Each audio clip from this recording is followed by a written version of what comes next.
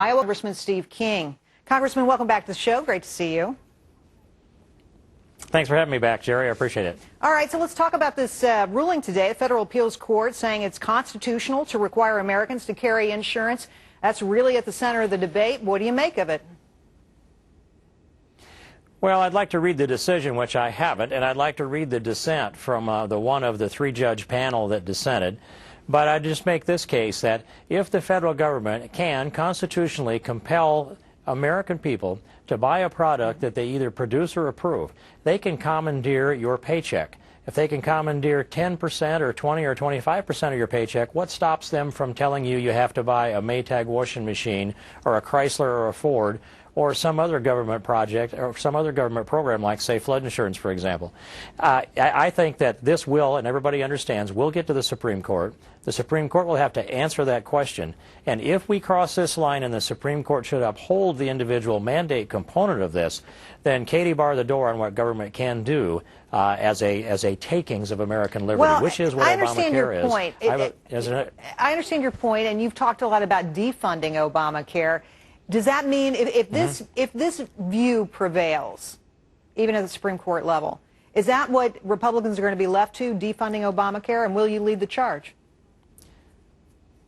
Well, absolutely, I'll lead the charge, and anybody else that can lead it more aggressively, fine. I'll join with them, and I'll push them up the hill if that's what needs be. But I've always looked at this as that I believe it's unconstitutional in about 4 different ways, but I believe also that it is a bill that is unsustainable. You know all the reasons why. I don't need to go down through the list.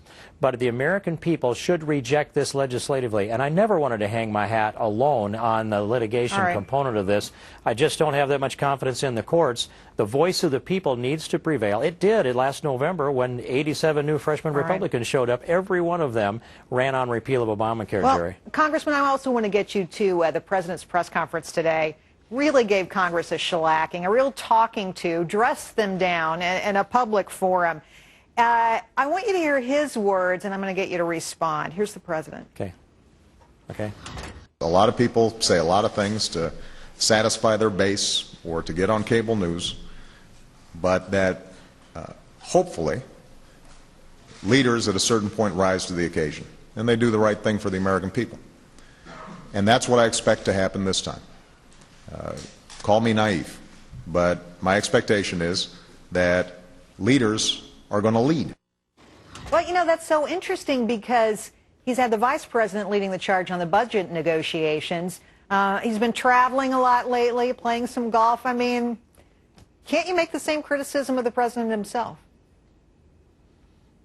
I think if the President would look at his own schedule, or if his staff had looked at his own schedule, they would understand how much this teleprompter language makes him vulnerable to criticism. And these are the kind of things he has to answer for, at least in the November 2012 election, Jerry. I mean, I'm past being offended by the President. It's by the double standard that he wants to apply to us.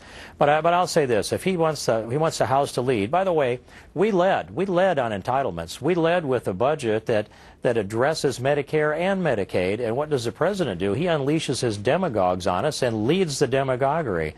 That's not leadership. That's not a solution. That's politically ginning up his base, exactly what he accuses us of doing.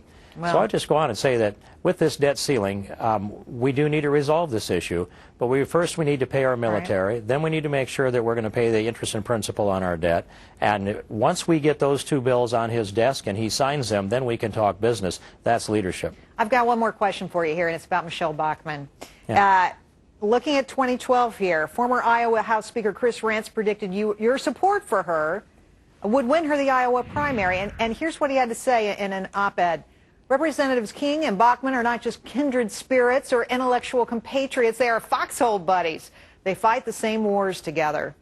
I can't imagine him not putting his organization to work for her. Are you throwing your support behind her? And what do you make of the successes she's had?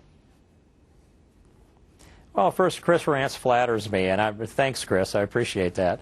And he's been a leader in this state for a long time too.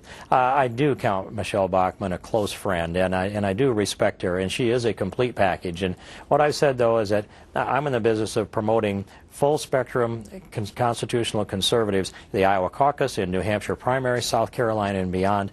I think that this contest makes a candidate, and that I think it's better for her if she earns this and fights this out. Now, that doesn't mean that I'm not going to be helpful in ways, and I'm certainly going to be helpful in ways with other candidates, too. But we are close personal friends, and I think it's the best thing I can do from a friendship standpoint is to encourage her to continue doing what she's doing. There's nobody that's shot closer to the top than the last couple of months. I'm sorry, did you say you were throwing your support to her Bachmann. publicly or not? No, I didn't say that. I said the best thing I can do for her is encourage her. All right. But it's a good try, I was trying Gary. to figure it out. And, I mean, it wasn't clear to me.